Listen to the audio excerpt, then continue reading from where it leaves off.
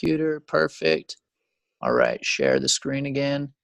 Yeah, all right. So can you guys still see me as well as my screen? Yeah. Yes. Amazing technology. Well, hey guys, my name's Christian Ollier. I'm the program director for the Study Abroad Association. Tell me, who am I speaking with?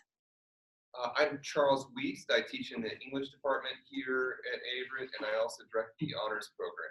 All right, Charles, English department and honors. Okay, lovely to meet you, Charles. Nice to meet you. I'm Carl Henderson. I'm a professor of visual arts and art history. Perfect. Professor of visual arts, art history. Excellent. Is there anyone else in the room that I'm not seeing or? No. Perfect. Charles and Carl, lovely to meet you guys. Great to meet you. I do know that like Janet, who you were working on with for the music trip, and a couple others, like I said, there's a bunch of meetings happening right now. Right. But she is interested and has already requested the recording. That's total. Yeah, that's fine. What I'll do is after we're finished, I'll upload it and to YouTube, and I'll send you over the link, and then they can go through all of that. Cool. Perfect. Well, yeah, let's just go ahead and dive in. I know you guys have a lot to do. So basically, what I want to do is kind of give just an overview of Study Abroad Association, what we do, our purpose, and you know, our goals to help you achieve your study abroad goals mainly. And then kind of hear some of your ideas of where you're interested in taking groups to, and then kind of go back and forth and start to determine, you know, what's the most cost-effective way to do that. How can we increase quality on ground, make the program extremely in-depth to focus on your course content, bring it to life, as well as build a well-rounded program that's going to allow the students to experience, you know, the local culture that they're living, that they're experiencing, that they're visiting, the course content, of course, and to have a really nice, well-rounded experience while they're abroad, especially for a lot of the students that this might be their first time leaving the country. We want them to, you know, leave the end of the trip feeling, you know, confident to travel on their own in the future. You know, being able to utilize local public transportation, for example, knowing how to travel smartly and safely throughout the cities. And most importantly, we want them to leave with the passion for travel and want to continue to, you know, to go on their own adventures in the future, or continue to do future study abroad programs. But yeah, with all that said, I'll give you a short introduction of Study Abroad Association, by myself and what we do. So we started in 2009. I was a Rotary exchange student. I did another senior year. I went to Slovakia in the center of Europe. And after that experience, it completely changed my life. And I decided I wanted to do my university over there. And I found an American university in Bratislava, Slovakia. And so I stayed for an additional 4 years. And in 2009, I decided it was time to move back to the States. I'm originally from Oklahoma City. And so I moved back to Oklahoma City in 2009. And at the Oklahoma City Community College, a friend of mine was teaching Spanish there. And the programs that they were offering the students were very, very expensive. And they were kind of a tour bus style experience opposed to, you know, what I had experienced on ground. And I realized that there was an opportunity there to make something more affordable so more students could participate, but at the same time also increase, you know, increase the quality of the experience, make it more immersive in a way. And so we first started with that program. That program took place in 2010 in May. And then since then, it was to Costa Rica, the first program, Spanish immersion. And since then, we've grown, and we're currently providing programs to 120 colleges and universities across the United States, from, you know, smaller institutions with an enrollment of, you know, 1,000 or even lower, to larger institutions with, you know, over 100,000 students. So pretty much anything and everything, but always with the same goals and focus of making sure you have the best value program absolutely available, and that it's 100% customized to achieve your goals. So that's what we do. We assist faculty and administrators in bringing these courses to life. So the most important thing for us to do is to sit and listen to the professors and find out what your goals are and where you want to go. So since we do have a smaller group, I think this would be a great opportunity to kind of go ahead and find out initially what you would like to see and where you would like to take your groups, in the future in 2020, for example. And then I can give you a live example of how we would assist you in customizing that. So could Charles or Carl, could you guys give me just a little introduction of where you would like to take your students in the near future? I'll jump in. Yeah. Specifically, I'd like to concentrate on France and Italy. Okay. Since I do work with visual arts and art history, I'm focusing primarily on the museums. The Musée d'Orsay in Paris, for example, or the Rodin Museum. Yep. In Italy, the Academy and the Uffizi. And ideally what I'd love to do is to be able to, the first time I do this, I'd like to actually go with another established group or maybe another professor here at the university. Yeah. I've been to both these countries on a couple of occasions. I'm fairly well versed with, especially the transportation and the local means of getting about in Paris, for example. I'm so familiar with the metro and all that. Of course. In Italy, it's a little more complicated there. But and basically what I will do is just introduce the students and really give them a chance to see the art that really defines what it is they learn in my class, especially in Italy. Because this is what I teach currently now. I begin with the Baroque era. Okay. So when you come right off of the Renaissance, right, the perfect place to be than Florence. And they have a launching point there, and then they can see how art has evolved from the home country. Yeah. There's no finer museum in the world than the Uffizi when you're studying art history. Of course. Yeah. So that's, and how long do you envision this? This now, just to make sure I understand, is this going to be both Italy and Paris in the same program? No, it would be much better to have these separate. Okay, great. Yeah. It would be putting, I think, just a bit too much on the plate at one time. Yeah. I agree. Are you going to work in like plein air, like for students who are actual, art students that are going to do sketching and drawing, or any kind of plein air? Give them the option to do that if they wished. Okay. This is more focused, I think, more primarily on art history. Perfect. Written assignments, essays that they would have, if they want to do sketches of some of the works in the galleries, quite fine with that as well. Awesome. Lovely. So, yes, this is I did that when I was in graduate school. So. Okay, perfect. Yeah, this is one of my favorite programs, especially with liberal arts universities and colleges. We run a very similar program with a liberal arts school out of Oklahoma. It's called USAO. It's University of Science and Arts of Oklahoma, as well as in New Jersey, County College of Morris.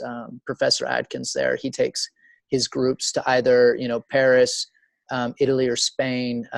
He runs multiple trips each year, but normally they're around anywhere from 8 nights to 12-night programs, completely focused on the exact same. Showing the students, one, the world-class museums, and secondly, showing them, different churches, cathedrals, et cetera, where the art was meant to be showcased, and bringing that to life for them. One reason I really love these programs, especially if it's art students that are going with the group, is they have such a deep appreciation for the artwork, and for many of them, it's very life-changing and enriching experience for sure. So basically, what we would do in this case, if it was Paris or if it was Italy, and when you said Italy, Florence, and then Rome as well. Yeah. Of course. Okay, great. Yeah, so that's a great combination. what we would do is, in Paris, for example, we'd have the museum pass for you. So upon arrival, the students would have their Metro card, of course, as you mentioned, unlimited transportation. And then we'd have the museum pass. And then based on your expertise and your wishes, we would design the flow of the itinerary to, normally upon arrival, we'll do a initial orientation walk, et cetera, to get them comfortable with the neighborhood that they're staying in, find out where the local ATMs are, where the closest metro stop is, pharmacies, et cetera. And then you're going to have an on-ground local expert guide group leader with you throughout the program. So you don't have to worry about corralling the students and all this, and they can take a lot of that logistics off of you. Unless you enjoy the logistics part and you want to handle that as well, then they can step aside. But a lot of professors, they want to focus on just the teaching, of the course. So for the first, it's actually the study abroad office is actually our policy to for first faculty who are taking students abroad for the first time, we require them to go through a provider. Perfect. And it's for that very reason. Just because trying to be both a full-time travel guide and a full-time professor is a lot. That's a lot. Of course. And I've done that. I've taken classes abroad myself to Paris, where I used to live.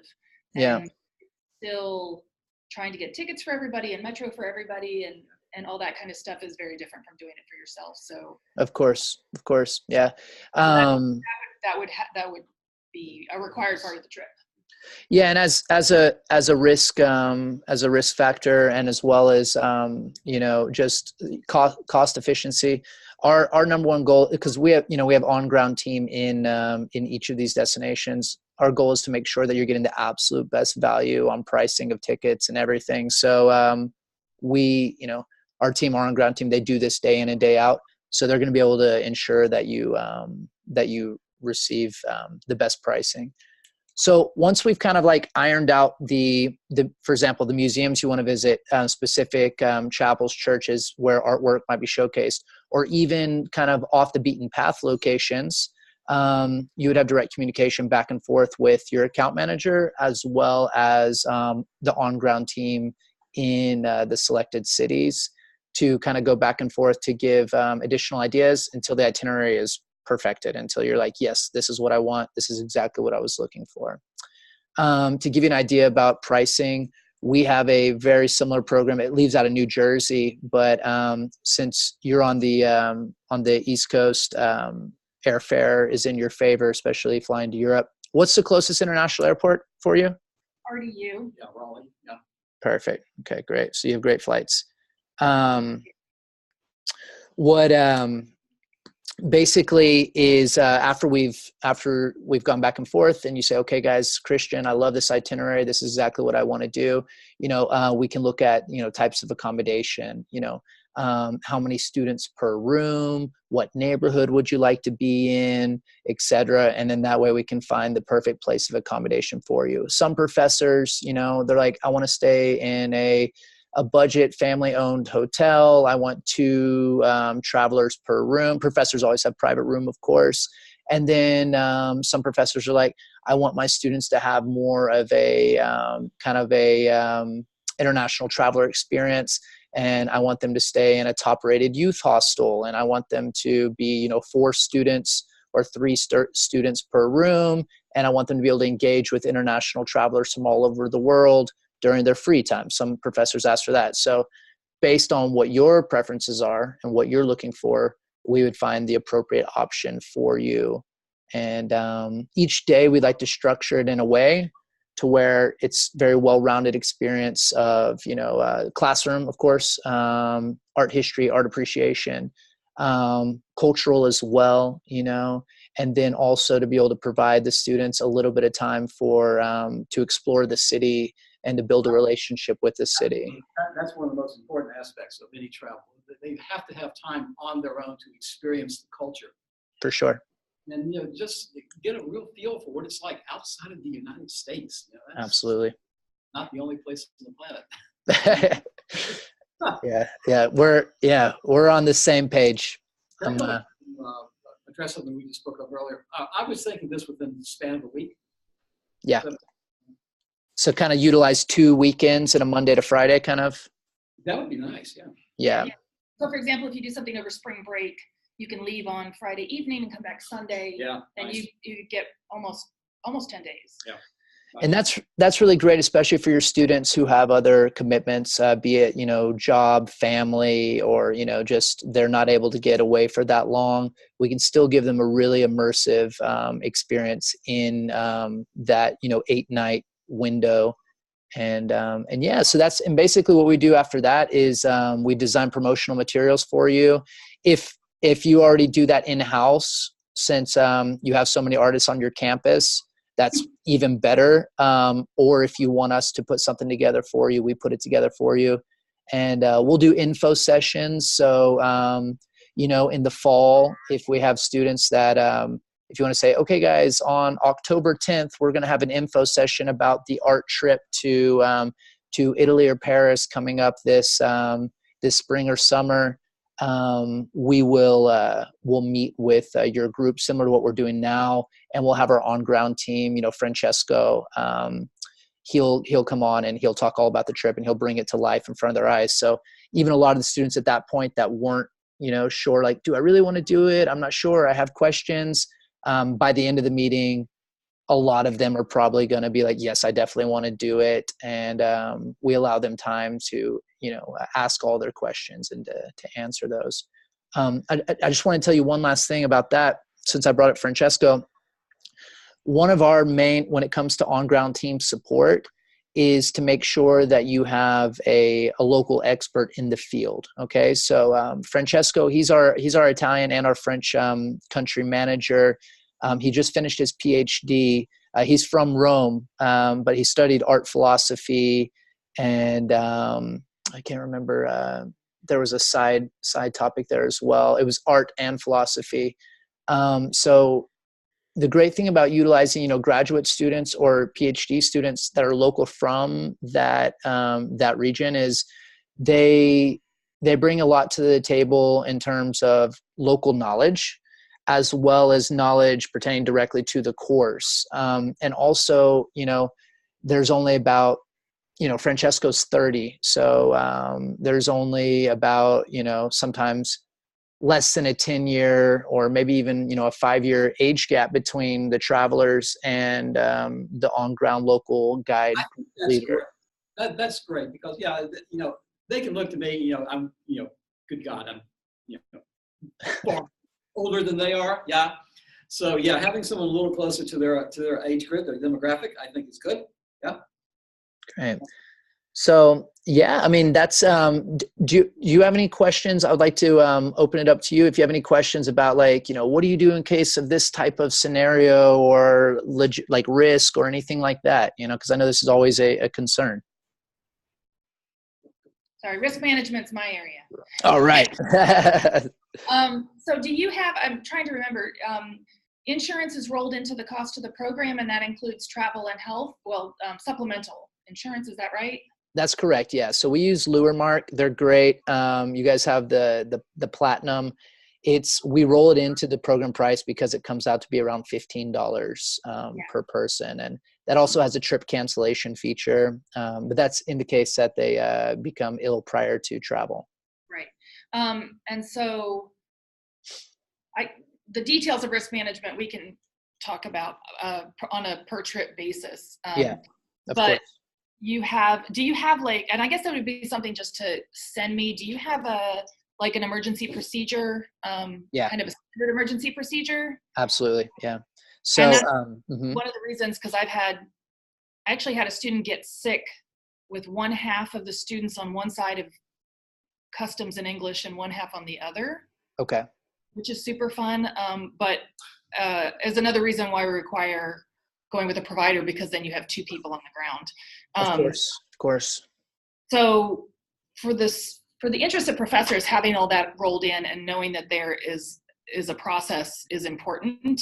The details of it, you can probably just send to me, and I can have that as part of our risk management portfolio.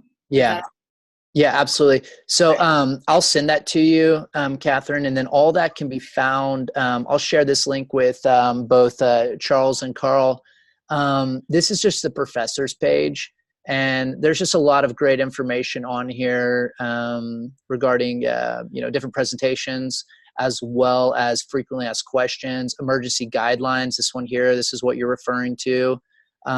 This is kind of a, what to do in the case of scenario. It's about 30 pages. And then, other general risk management policies, what we do on ground in the case of this situation, all of this kind of stuff. Any kind of questions that may pop up, you're going to find the answers here. But of course, we're here to make it easier so you don't have to search. You just ask us and we give it directly to you. But yeah, and also this can, you can take ideas from this and implement it into your processes, or, you say, no, we like ours, and, we adopt those. So it's all about sharing, information and best practices to figure out what works best for your group. But regarding that situation, we'll always have, we always have backup group leaders available. So basically, let's say that Francesco needed to take a student to the hospital or the emergency room. Okay. We're going to have a backup group leader that's going to step in and continue with the flow of the itinerary. So that way, your program doesn't, stop moving because of one emergency, Yeah.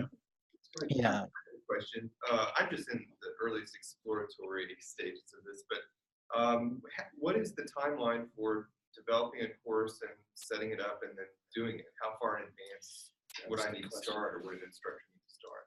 Well, that's a great question.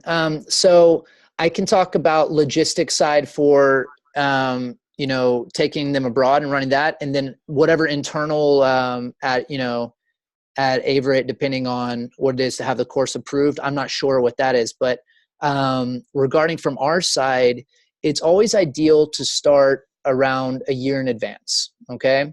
So you're perfect right now. If you wanted to develop something for, 2020, for example, you're in the perfect time zone.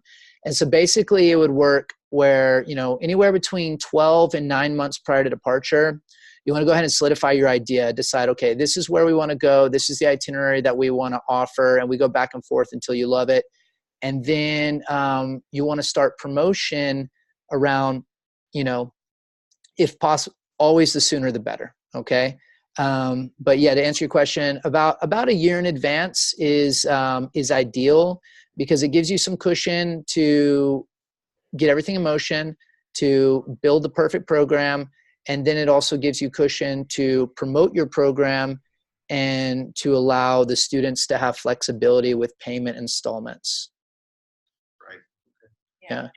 So go ahead. It's not the same for us, the timeline. So say, for example, you wanted to do a spring break 2020 or a summer 2020, then it usually takes, it depends on the program and the professor, but I usually like about a month or two to go back and forth with the provider on program development, getting it how the professor wants it and what works for the provider and within a budget that we can work with.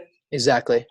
And then I like to have everything promoted, at least the dates, the cost, and the description of the program by our annual study abroad fair in September. Of course, yeah. That's when we do the big push. So having everything done there along with deposits, and then you really spend the fall trying to help students with fundraising and budgeting and stuff, so that they pre-register, because they pre-register in the fall too. So of course. So that's pretty much my timeline too. And most professors take trips in the spring. We've had a couple do like December after classes before Christmas, and one that did like a fall break, but it's almost always spring. Right. Yeah, that tends to be the norm. And then something you can do is if you're able to go ahead and have the program approved, and you say, okay, this is the itinerary, we love it, let's move forward, and then you're able to have that approved prior to the spring semester releasing. Like prior to when do you normally let out? Around May 15th or something like that? Actually, the 1st of May. 1st of May. Okay, cool. So you're on early, so a month away. Congratulations, guys. Summer's almost here. But Yeah. In the future, or, you know, even possibly this year, you can at least say, hey, students, keep this on your radar, because these are plans for 2020. And a little disclaimer, you know, programs still have to receive complete approval, you know, but just to let them know that there are ideas in place for next year. So that way over the summer, you know, they still have that in their mind, and they're able to start saving for the program and things like this. And then whenever the fall does roll around, you already have an initial pool of students from the spring semester who are aware of it, you know, and you don't have to rely only on your fall students. That can be very beneficial. Hello. Hi, we've got some of our nursing professors here. Perfect. Hello, nursing professors. Yeah, I mean, my general policy is as soon as we know, we start advertising on social media. Great. So really, the earlier that you can run the program, or earlier you can start solidifying the program, then the easier it is to promote. And I will, even though the students aren't here over the summer, I will cycle it through our social media. So like Facebook, Instagram. Great. I've got a study student that does Snapchat. So yeah, this is for a study abroad. No, take it for study abroad. Sorry, No, you're fine. You're fine. Don't worry. So yeah, so we promote it as soon as possible, but having information, I mean, developing anything after the study abroad fair is, I've never had anything make. Like, gotcha. I've never had a class make after that. That's completely normal. Yeah, you need to, you know, by the time the fall semester begins, it's really important, like you said, that you already have clear plans. You already have your promo materials set up, you know, whenever they're going around campus. And then, yeah, because if you start with promotion, you know, in that October during the study abroad fair like that, or with a new program that you haven't developed yet, yeah, you're, it's kind of an uphill battle at that point. I had a follow-up question on the, yeah, of course. Art trip. You said you've already got two, like New Jersey and Oklahoma, that are already running similar trips? A lot of schools, even in Florida as well. But those are the two. Oklahoma was because it was a liberal arts university, so I felt that kind of related well to Averett. And then New Jersey, James, he's been running those three variations between Spain, Italy, France. And then he's doing a Netherlands program the following year. But he's been interchanging those for the past 4 or 5 years. So my question is it, how many of them open up the trip to other students? Because I know that you publish them on your website. Oh, to other institution. Like where they can, like, schools can, like, piggyback on a program? Right. They take enrollment from students outside their institution. Yeah, it's not it's not that common, but at the same time, we're not against it. We're very open to it. It depends on if the school's open to it. So a lot of schools, just because of their own, you know, risk management policies or things like this, you know, they can only have students from their institution who are either enrolling in the course or auditing the course. So that way they're under the student guidelines. Some schools are a little bit more flexible, and they say, hey, we'll take anybody to make sure that we reach our numbers, you know, as long as they abide by these guidelines and school policies and they sign the form. So what do you have in mind? Well, I'm just feeling around, I guess. We actually partnered with our community colleges. So that's great. Yeah. All our, and that doesn't pose problems with risk management because we have signed a partnership with 3 of the community colleges. So that's great. Our classes are now open to them. Our study abroad classes, as well as our regular classes, are now open to them. What's the minimum number of students that you have? So I've had small ones go, but that's when I was running it myself. With a provider, I've had them run with 6. 10 is ideal because I'm going to say 10 or under are probably good. Right. Well, the problem with the number 10 is that, or the reason number 10 is ideal is because you can block flights. Group flight booking. Otherwise, you have to pay for the flight right then, right? So otherwise, but I had this problem when I had under 10, just visiting museums and stuff. You can't do a group booking. You can't purchase things ahead of time if you have less than 10. You have to, like, wait in the queue. Yeah, I could drop in 10s. So yes, the general policy I have is one professor per 10 students, which means that the professor's costs are paid for, or if you want to do a team talk class, which is awesome, it's a 2:15 ratio. Well, my colleague, Liz Walchuk, who teaches art history and other art programs as well, we could easily, if we got more than 10, we could easily pair both of us. Right, so if you wanted to do a team talk, then you need to aim for about 15. And what we could do, we could actually diverse a bit on that too. I could actually have Liz do one area of art, and I could take the other. Give them a little more diversity, a little more rounded experience. Yeah. No, I know you don't. Okay. Well. Is Charles? Do you have to leave us? Yeah, I've got to take off. I'm so sorry, buddy. I wanted to. Can we connect through email so I can find out what you're envisioning for your for the literature program? Well, sure. I haven't envisioned much though. That's diplomatic. I was thinking more of the honors program, because our honors has its own funding. Okay, great idea. And those can be integrated into the courses more easily. So I'll okay. Thank you, Catherine. Okay, thank you so much. Charles, lovely meeting you. Lovely meeting you too. All right, we'll stay in touch.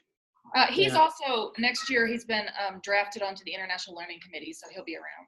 Okay, great. Yeah, great. Perfect. Yeah, that's the honors programs are always excellent.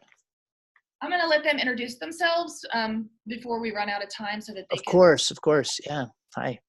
Hi there. My name is Karen Oaks. I teach with nursing. We have not had the opportunity to work on any type of study abroad. However, we do have 2 students that are participating. I'm not really sure what through. They're going through an independent. They're going to be enrolling in London, studying comparative healthcare systems. Okay. So these will be so it's not a faculty-led trip. It's 2 students who are enrolling together in a program over there. Okay. So these will be our first nursing students to do an abroad program. Great. But obviously, some of our programs like aviation, equestrian, and nursing, there is a high interest in study abroad, especially faculty-led programs. But obviously, those are also the most complicated because of the nature of the degree program. Yeah, I understand. Positive note on nursing is that we have some excellent programs that I can introduce you to in a second that will allow the students to have that experience. And so, Kimberly Bott. Hi, Kimberly. I'm new to Averett, and she brings me to everything. I just Well, that's a good friend. Later, you're gonna have lots of new friends. So, okay, guys, in regards to nursing, we have an excellent program that we run year after year. It takes place in Belize. The reason that we work in Belize, and we also have another one similar to what your 2 students, comparative healthcare systems. That one's in the UK with also the history of nursing. That's a different type of program because the one in Belize actually has the students shadowing local nurses and doctors in the country's largest hospital, which is the Western Regional Hospital, which it's located in the capital of Belmopan of Belize. And so this is sponsored by the Ministry of Health in Belize. And it's a really great opportunity because the students have the opportunity to shadow the best doctors in the country and also have a very eye-opening experience and see what social medicine is like in Central American countries. Belize it's not third world. However, it could be considered on the border. So for the students to be able to see conditions of, hospitals in Belize and just social medicine in general, it's an amazing experience for them. And this last week we had a school from Northampton College. Yeah. Do you know Nathan Carpenter, Northampton, by any chance, Catherine? Wait a minute. Who's he with? Northampton College. He's basically you 2 share like the same position. He's this. I think so. Although I was just in Northampton and Boston a week and a half ago. So. Okay. I'm bad with names and Okay. better Yep. with faces. But it's Gotcha. Yeah. possible. Gotcha. Well, he was just down there over spring break, and the students between Monday and Thursday, they shadowed the local nurses and doctors for the majority of the day. And then we utilized the weekends for recreational and cultural activities. In the evenings, they also learned about traditional Mayan medicines and alternative types of medicines that are still being used. And the really interesting part of that program is the students were and the faculty. They provided a workshop to the local the local nurses from Belize, and the Ministry of Health in Belize. They requested that. There's a lot of areas that they feel that they don't receive enough, up-to-date information on. And they request these type of workshops. So the workshop they did was it was concerning motorbike accidents, which tend to happen quite often in Belize, and proper maneuvers to move them onto stretch boards, remove helmets, etc., without causing further damage. So the faculty and the students, they prepared for this throughout the year, an hour or so every week. And then they provided this workshop to the local nurses, and it was incredible to see the engagement between both sides, and that they were able to share, and a way for us to give back. Also, donations of health supplies, things like this that we might in the hospitals that your nursing students might be working here, supplies that might be seem normal or every day, that there's an abundance of. A lot of the hospitals down in Belize, they don't have access to it, and so they're very grateful to receive these types of donations. So that's one example of a program that we run successfully, and it's nice because English is the first language in Belize, so they're able to really retain a lot more information and understand what's going on. We have another program in Ecuador that takes place. However, Spanish is the first language, so you need interpreters, and the students have to rely on that, opposed to being able to directly understand when they're in Belize. The program in the UK. Sorry, go ahead. Sorry. We have a biology professor that's gone to Belize with success, so I like that idea. Yeah. We also have a very engaged director of service learning here, so it sounds like the program in Belize could also be like an international service learning class. Mm-hmm. That's funny you mentioned that, Catherine, because what we say that again. I'm sorry, in the back. We do have some funds to develop service learning classes. Oh, great. On the starter end, so that might be something to consider too. I'm sorry, go ahead. No, you're fine. That's interesting that you mentioned that, because that's exactly what we do with that program. Is we normally run it as a combination program. So a lot of times we have early childhood education that goes down, because we work with a few of the local elementary and secondary schools there, the primary and secondary schools. We work with Cornerstone Foundation. That's where we do our service learning programs. And then we have the nursing students. So what you just described right there is something that we actually already do. It's a combination trip where the education majors, they do their classroom time with the local schools. The service learning students, they work at Cornerstone Foundation, which is an amazing project. And then we have the nursing students who are doing their shadowing at the Western Regional Hospital. And so they do their own projects during the day, and then the evening they come together, and they have cultural activities, recreational activities, and of course group discussions, reflection, sharing. We could build a program with education too. Mm-hmm. Education is a very popular major here, so that. Yeah, and this again, it's elementary education. Precisely, and that's why Belize is very attractive in this sense. And then for the biology as well, you hit it perfectly. That's exactly an amazing program, because they have a ton of national parks, a lot of diversity, and our group leaders down there, other than being a group leader, they are they lead, they're naturalist guides, so they lead wildlife tours. They're actually birding experts, but they do everything from marine biology to all encompassing. So yeah, I could send you over the samples and how that would look on if that's something you would like to receive a sample for. I can send that over to you, and you can see kind of how that would look like. Yeah, we'd love it. Yeah. And for all of these, I also want to point out that, like, you know, that I always act as a help here up for the faculty to build the programs, and as an in-between with you. That's so that perfect. they're never kind of like floating. You're never kind of like floating and designing the classes. And I have resources for building things that stay with the Averett standards. Of course, and, you know, what happens, then they kind of build the international component. So, that's very helpful. So like, yeah, that's perfect. Yeah.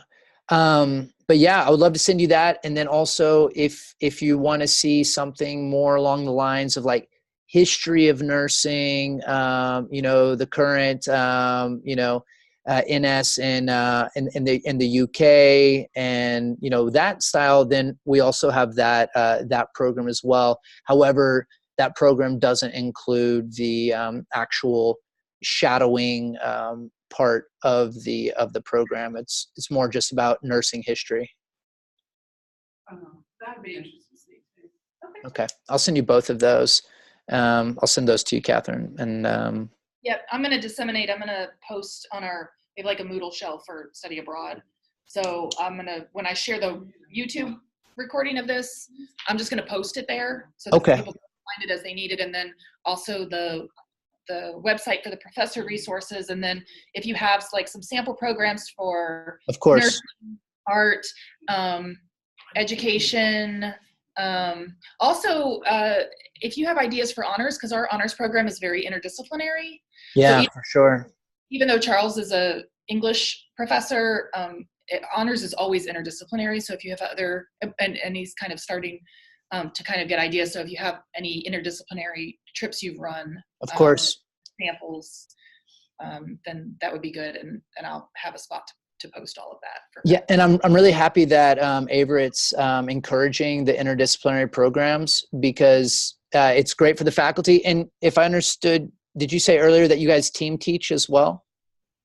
We haven't. I have done a team taught class. Yeah. It was French and English. We ran it ourselves before there was really a study abroad office. Right. Yeah. And so far, I definitely encourage it. Yeah, of course. We haven't had that many. We've had some team taught classes too.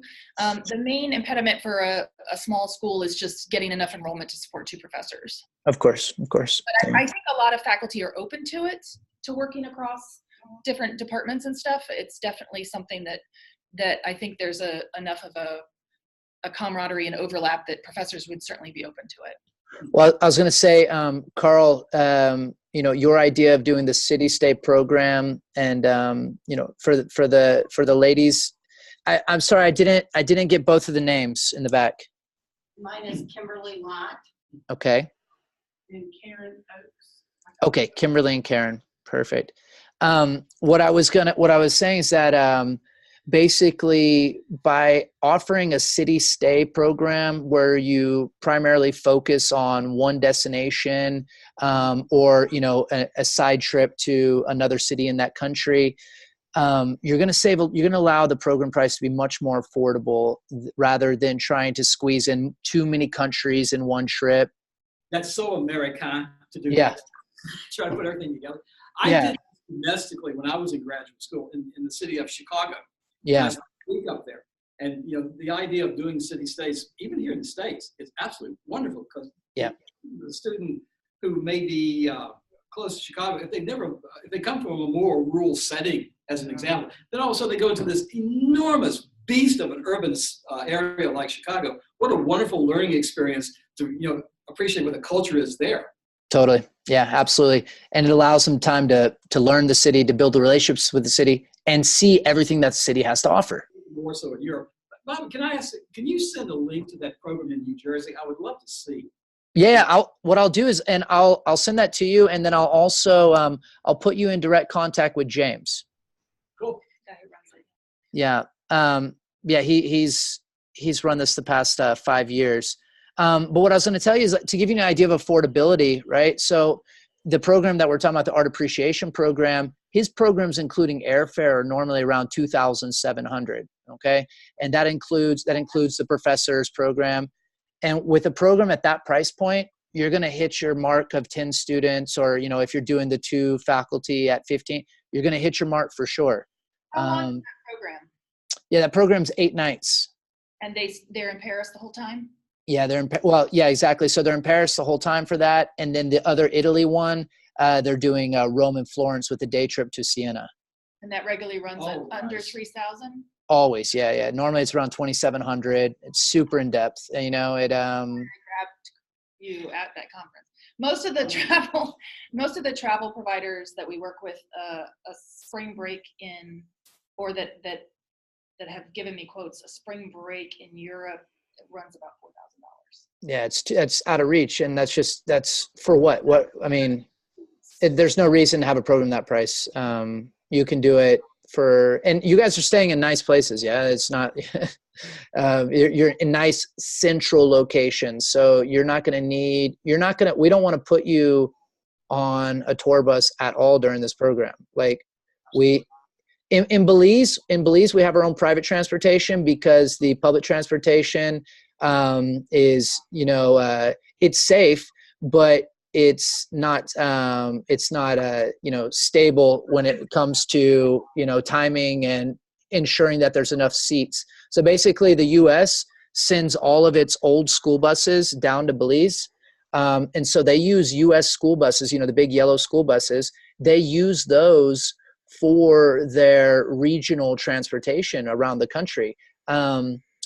It's a very authentic experience and it's enjoyable. However, the problem is that there are no pre-booking tickets for it. And with a group of 10 to 20 or something like that, you don't want to risk that. So what we do is we have private transportation for you in Belize, a 30-seat bus or a 15-seat bus, depending on the size of the group.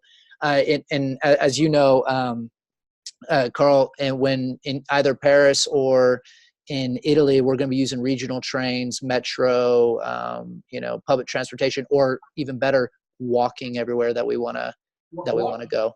In a city like Paris, the metro system is absolutely phenomenal. I mean, it's just will put you anywhere you want to go. It's just yeah.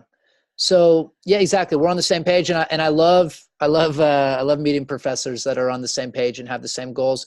And something I wanted to just highlight on as well is our goal is to make sure that the students have the most immersive / authentic experience. So we're not going to take you to like when it comes to food, for example, we're not going to take you to restaurants where there's all these tour groups in a restaurant. No. We would rather take you, 10, like for example, if we're in Rome, we'd rather take like the tram 15 minutes out of town to a very authentic Roman restaurant where the waiter's, shouting at you to order, and you're going to have the best food for the best price. It's the osterias and the trattorias that are the most authentic, and the brasseries in Paris. That's where the locals eat. That's exactly. Exactly. So yeah, that's what we're going to do. That's what we're going to do for you. But yeah, are there any other questions about anything, guys? I think I'm so new to this, I have no questions at this moment. But I look forward to receiving the information you share. And it's helpful sometimes to kind of follow a model that already exists. And after you run the program, so like if this is a program you run regularly in Belize, we can adapt it for our Averett nursing students. And then what I find is after you run the program once, or like the one in New Jersey, right? Model it on kind of that and adapt it for you. But it's a good place to start. And then after you run the program, then after that, you can say, okay, next time I'm going to adjust this, do this, this worked, this didn't. Right. So yeah, there's nothing wrong with starting with a template like that. Great. Also, with some of the students' reactions into these trips as well. Yeah. That type of So we're also running this one of our main initiatives is building diversity and study abroad initiatives. Good. So hopefully we can kind of roll new programs into that is my hope. Of course. Yeah, absolutely. And that's a great way having collaborative programs with different departments across the university is going to allow other professors to engage with professors they might not know, students to engage with each other that they might not have met before. as well as allow students to, in different areas that might be underrepresented, like nursing, in these kind of areas where we could develop new programs. So yeah, guys, I'm really excited to send you over some samples and continue the conversation. Like I mentioned earlier, all of our programs are 100% customized to what you want to achieve, right? So don't ever hesitate to say, Christian, can we change this to this, this to this? That's what we're here for. We're here to make it match your course and match your passion. So that way that shows when you're with your group abroad. And ladies, I don't know if you heard earlier, but in regarding logistics on ground, we take care of all that for you. So that way you can just, focus on the teaching and, being there as a supporting role for your students. And you get to also enjoy the program as well and learn a lot as well. So I don't want you to think that, you're going to have all these additional responsibilities regarding, corralling the students, buying tickets. No, we're going to do all of that for you. So you can focus just on the immersive aspect of it, So somebody on the ground over there is with you all the time? And Oh, yeah. They Yeah. have like one of the things that he and I work with is like risk management. If something happens, the person on the ground has a plan in place. I got contacted here, like all of that is taken care of. You're never going to be in a situation, which is why, and again, I think it was before you came in, for any faculty that are taking students abroad for the first time, I always run them through a provider for that reason. You never go off and do it by yourself. Yeah, you're going to have 24/7 support. Yeah. Also because you should be there as a teacher, not as a tour guide, right? Like that's, Oh, yeah. you have that role. That's your principal. Right. Yes. I was going to say something else. I totally forgot. Don't worry. Anyway, thank you very much. I'm not sure when this classroom is needed back, but Yeah, my pleasure. I will definitely post the resources you send. And if you guys have any questions, I can put you in touch with Christian directly, or you can filter them through me, whichever you want. Perfect. I'll send you, Catherine, I'll send you everything, and then you can connect us afterwards, and we'll always keep you in the loop, of course. And if you have time, guys, I'll send you the link as well, but you can explore the professors page and the website in general and see, reviews from other professors about their experiences. And Kimberly, Karen, and Carl, it was a pleasure meeting you. And I look forward to collaborating with you. Thanks a lot, Christian. Thanks for your time. Thank you so much. Have a lovely day. You too. All right. Bye, everyone. Now, what's